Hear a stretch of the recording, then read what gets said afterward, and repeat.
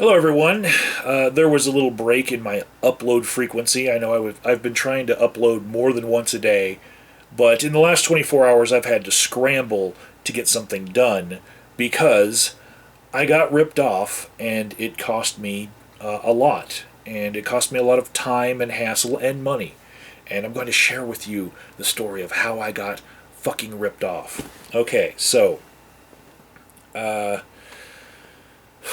earlier this year, I had a CPR certification from the American Heart Association that I got from a reputable company that was 2 years old and it expired. These things expire every 2 years. And many of the jobs I've had in the past have required that you have a CPR certification.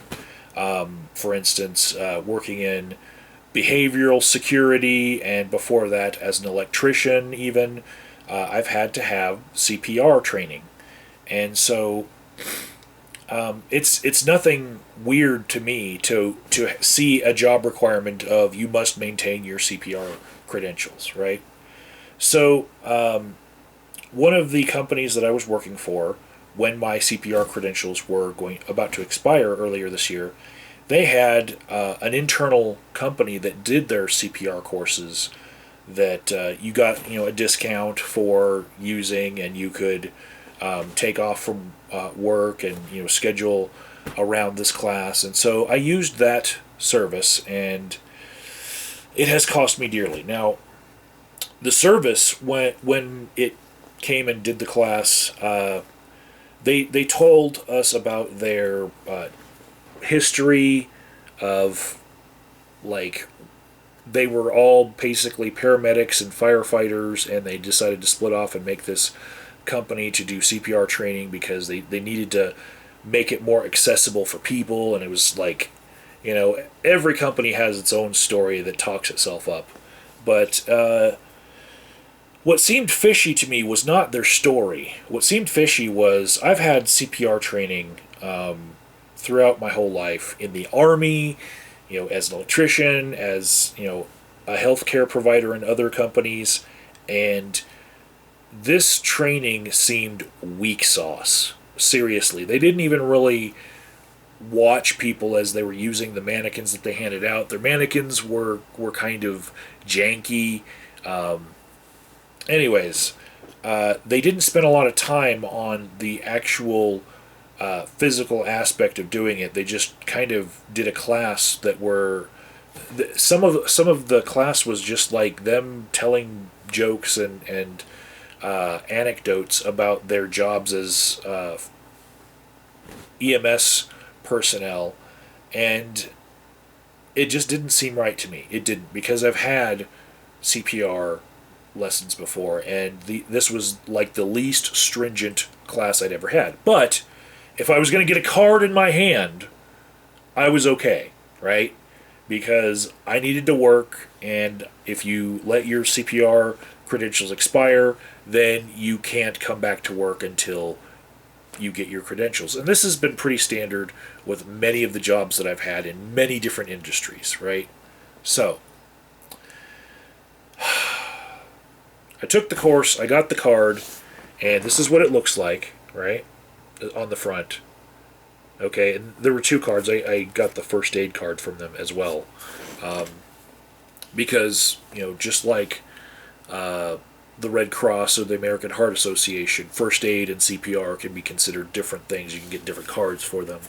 So that's all great and dandy. But a couple months later, here I am trying to get access to a different facility, and wouldn't you know it, they checked the CPR certification. Now, part of working there is you have to surrender your CPR card. They make a copy of it, and then they have it on their records so that you can work there. And this is true of a lot of different healthcare facilities. And if you're in the healthcare field, you might end up working in many different facilities. Well, my CPR cards got rejected, and this is why.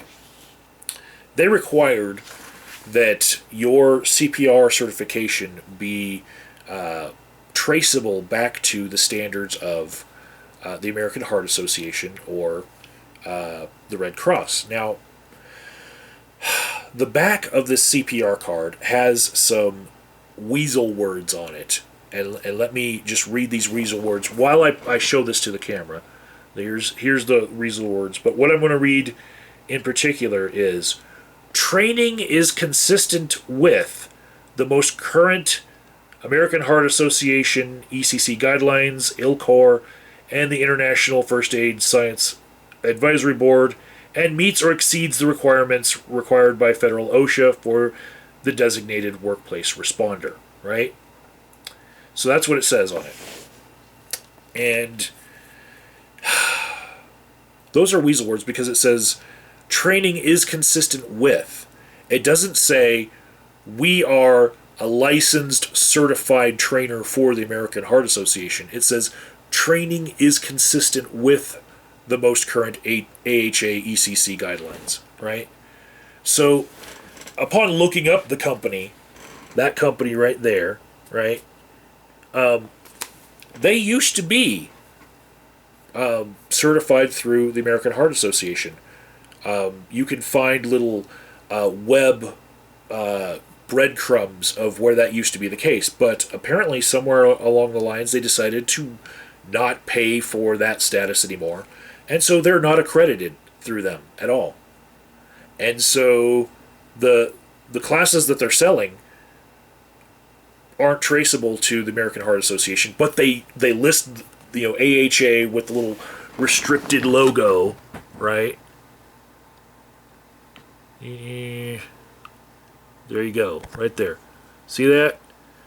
They list it on the back of their card, but they are not accredited through them at all. And so, in order to keep working at the pace that I have and keep the schedule that I have had to, in the past 24 hours, jump through some hoops to get a internet course and an in-person skills class. Here's my certificate for the internet course. I'll have the in-person skills class tomorrow, and I'll have an official American Heart Association CPR card. And you'll know it's official, I've learned now, when it has that little logo on it right there. You know? If the company that you take a class with can't even put that logo there because it would be fraud, then you know that that company is not accredited. They're just using Weasel Words on the back to make themselves seem accredited. And yeah, that's how I got ripped off. And I've had to spend, in the past 24 hours, almost $100 and rearrange my schedule and lose sleep in order to fit this class in because of this bullshit company.